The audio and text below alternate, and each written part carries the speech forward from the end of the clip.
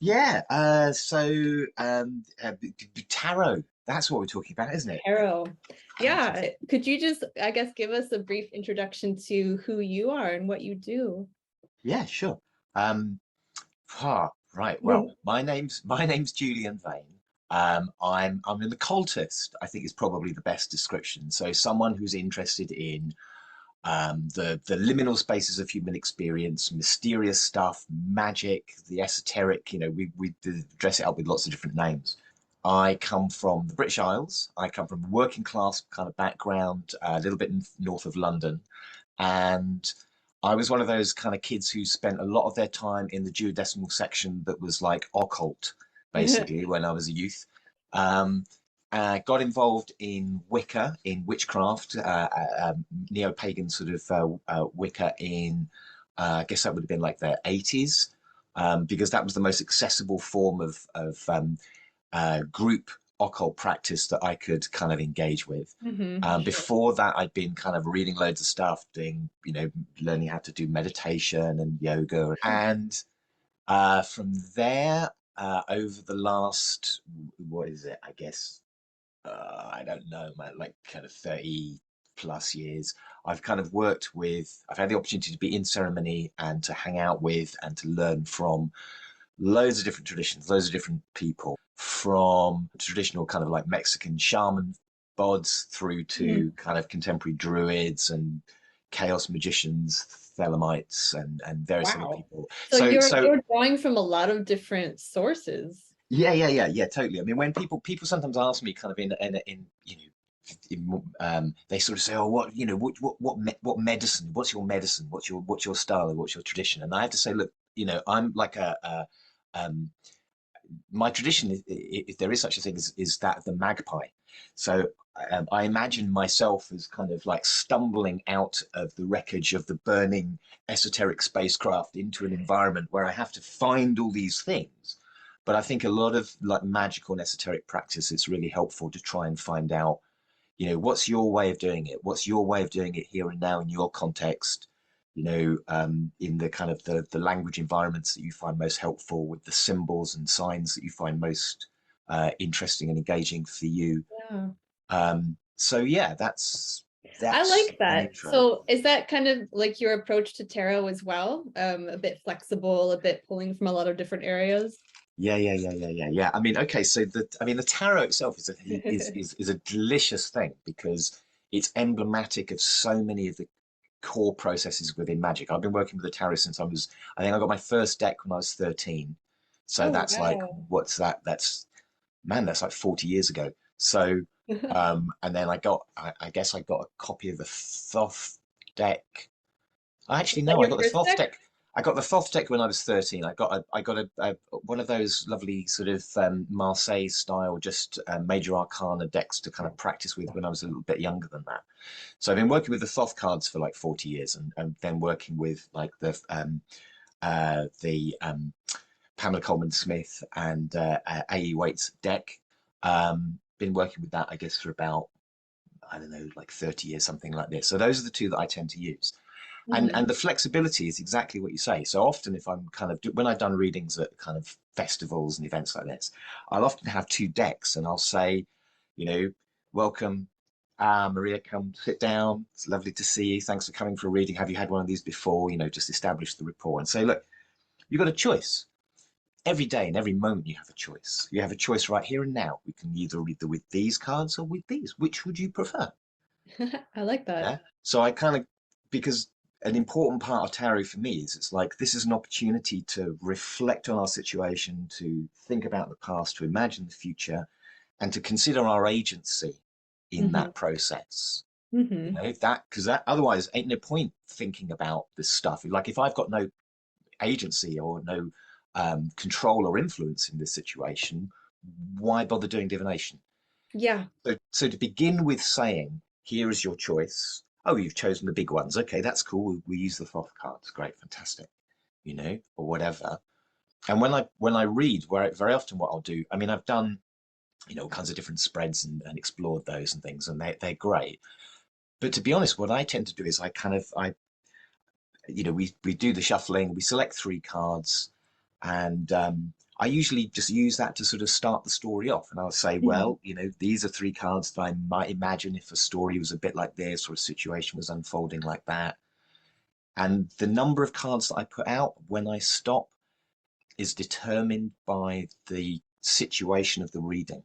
Yeah, so Mm. I haven't got a pre-planned view of how to do this.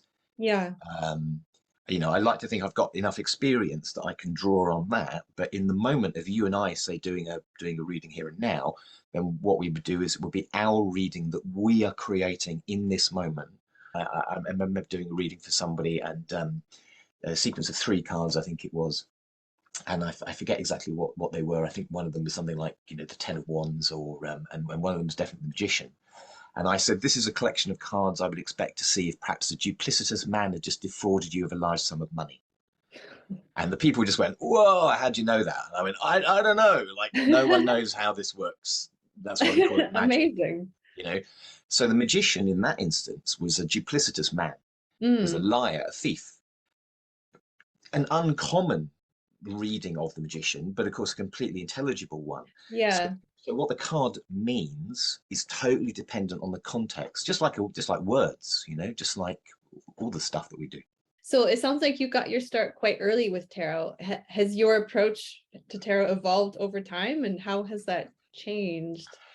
Yeah, I mean, it certainly has. I think that sort of fairly loose, free-flowing thing that I'm speaking about now, Mhm. that's the outcome of having done, like the Celtic cross and the Kabbalistic, stuff. It's also and different readings using chronological systems of the wheel of the year, or 12 points for the months or whatever. Um, and when I was a kid, I wrote out loads of the stuff. So I've got notebooks still knocking around somewhere where I've got like lists of, Aleph, Beth, Gimel, Daleth, Hey, Val, Zain, Chef, all the Hebrew letters, and then all the numbers, and then all the key scale colors. And so I went through all the books and put all this stuff together. So I, I hope, I aspire to the idea that, like a lot of the kind of, like a number of the kind of really interesting artists, say, of the 20th, 21st century, you kind of learn the ropes first. You learn the kind of Mm. classic symbolism first. You learn, you read all this stuff. You find out about the history of it. You get lots of different opinions. Everything from, for example, Arthur Edward Waite, through to, um, the other sort of writers kind of in the field, more contemporary writers in the field. And once you've kind of absorbed enough of it, then that tiny little book that you used to get with tarot cards, you can put that Mhm. away, and you can put away most of the other things, because you kind of have a sense of it. And that's ultimately what I think what the tarot is trying to train. It's trying to train the intuitive sense, and particularly in terms of reading with other people, it's trying to train the way that generally two people can use a symbol system that sits between the two of them physically, on the table between you and me, Mhm. and the way that one can use that um, space to pour out ideas, to discuss and explore. Like, that's so you're both learning a bunch of information that becomes tacit knowledge, just like when we read, after a little while, you don't have to sound out the letters any longer. You can just Yeah. read, and in fact eventually it becomes like you can't not read. Like, someone Mhm. shows you a word and you can't kind of go, oh, I'm not reading that. It You're immediately right. I happens. never thought of it that way Yeah, yeah. before. So it becomes tacit, it becomes like immediate kind of knowledge. And then there's the interpersonal stuff about, well, how do I work with people in this space? What can I do? What must I be thoughtful of? Mhm. Um, and then it's building up a range of experiences, meeting different people, and looking at Yeah. different things they want to talk about. So let's talk about your talk. So it's called The Tarot is a Magical Tool. So could you kind of give us a flavor of what the talk will address, and maybe what you hope people would take away from it? Yeah, yeah, yeah, sure. So I mean, I'm really, really pleased to have been invited to speak at the college. It's really it's a great honor, really, for such an august institution. Um, what I want to do is I want to talk about not the tarot, actually, in terms of divination primarily, but I want to talk a little bit about the kind of how the tarot is emblematic of a lot of the magical process. So magic, my kind of back of a cereal packet definition of it is that it's the technology of the imagination. Okay, so Mm. magic is the technology of the imagination. So it's things like placebo effect is a good example of magic.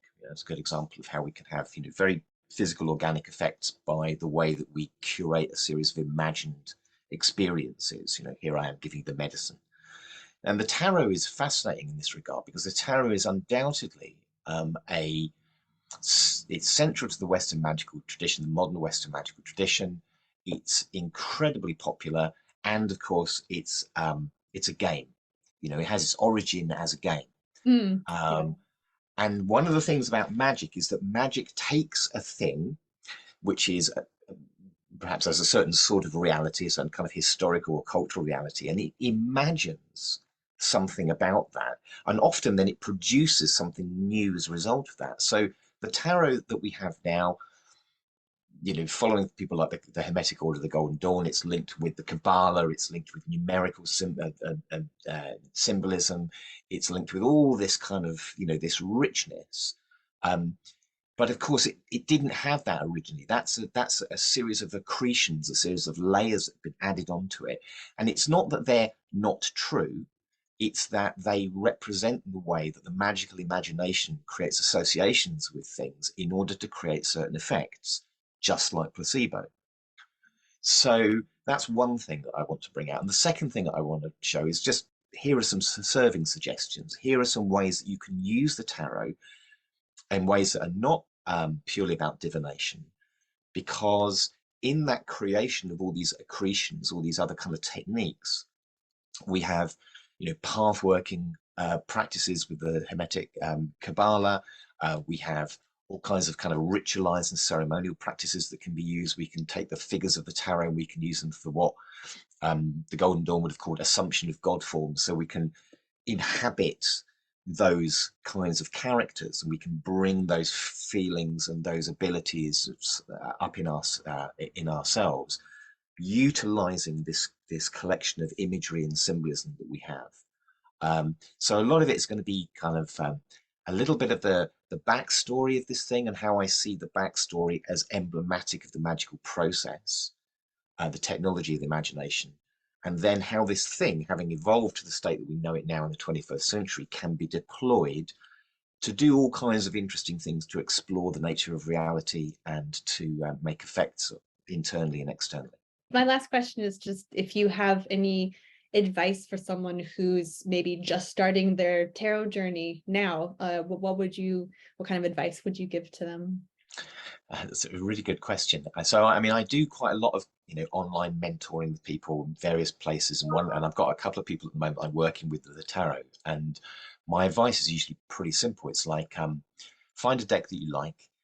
Probably start with one that is reasonably kind of standard issue. So the Smith-Waite deck, or possibly something like the Thoth deck, but one of the ones that's like a version of the Smith-Waite deck is usually pretty good, because then you're kind of in the mainstream stuff. So most of the things you'll be reading online, most of the books you'll pick up will be relevant to you.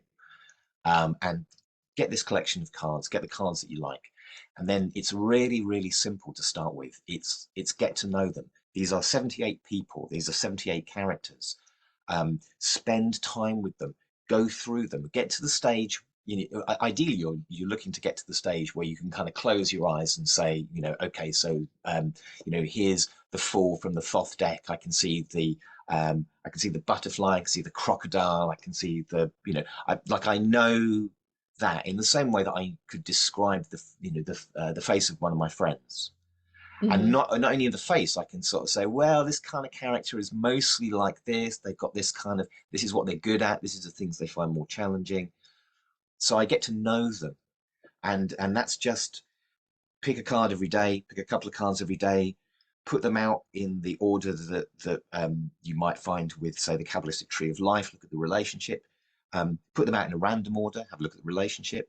Go through things like the court cards and start to imagine if these were characters in a film or people from literature that you're familiar with, who might they be? Of course, the court cards are not always people, but it's kind of a nice way of breaking that down. I've got a friend who teaches film, and she uses the court cards in particular as a way of looking at character dynamics, between different Oh, people. Um, get to know them just like you would a bunch of people, and the more you get to know them, just like a bunch of people, the more they will speak with you, perhaps offer advice, maybe tell you things you didn't expect. Spend time with them. That's what you need to do. You find a deck that's a fairly standard one, and you spend time with that deck. well, thank you so much, Julian. It's been a pleasure chatting with you. I can't wait to see you in November for the symposium. Looking forward to it very much, Maria. Thanks very much.